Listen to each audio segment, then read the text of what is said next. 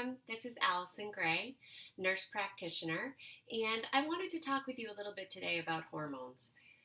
We are really used to looking at lab levels in a conventional medicine approach where one lab has one normal range, and as long as you fit in that normal range, everything's okay. Hormones are not always that simple. We're used to seeing this actually sometimes with thyroid levels as well. The idea with some of these hormones, thyroid hormones, sex hormones, even things like neurotransmitters, there's really more to it than just one specific number. The important part to understand is we have to step back and understand that hormones really interact together in a way that requires certain ratios. So, for example, with female hormones, when we have a certain level for estrogen, that's helpful. It's a starting point to understand where is that normal level for you, or what's your normal range during certain parts of your cycle. But it also has to do with how are the other hormones keeping estrogen in check?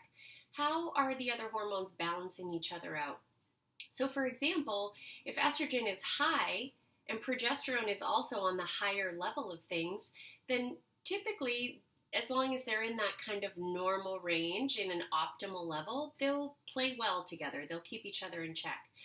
But you could have the same level of estrogen in the normal range, maybe high optimal, and if your progesterone level is not keeping that estrogen in check, if it's low but on the lower end of normal, you might come across as having normal levels, but really your body needs more balance for that estrogen, so you don't have sometimes people call it estrogen dominance.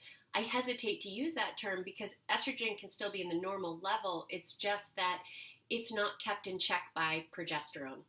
So you could have estrogen dominant symptoms. So anxiety, irritability, hot flashes, night sweats. Estrogen, when balanced, has that kind of go, go, go, get after it, high libido. It's that first half of the cycle leading up to when the body typically ovulates. So a lot more energy, a lot more drive, a lot more kind of, creativity. And then you hit that halfway cycle of the cycle around the ovulation time, day 14. And then typically estrogen starts to come down and progesterone takes over. And progesterone is kind of, all right, rest and relax, go within. A lot of times people start, cleaning the house and maybe getting a little more in depth with creative projects. So think about it like the tide. So as estrogen's coming in, the tide is high, the waves are powerful, there's a lot of energy, and as progesterone starts to take over the second half of the cycle, you start to have the tide going out, a little more reflective, a little slower pace, and then we hit our cycle, and that's for kind of a typical cycling woman. So the idea is that if you have this high tide and it stays high, that's not necessarily the most beneficial balance for your body.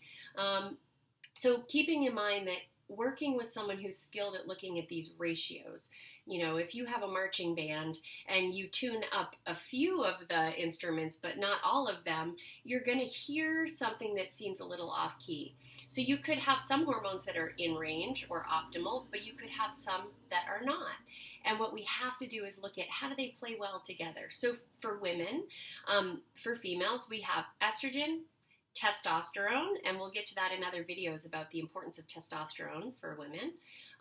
Also progesterone, things like DHEA and pregnenolone, those are kind of building blocks for hormones. So when we can step back and look at the big picture as opposed to just one hormone on its own, we're going to have a much better understanding of where your particular balance is at and if you need help adjusting that to become optimal. Message me if you'd like more information about how I can help you balance your hormones and live your most optimal life.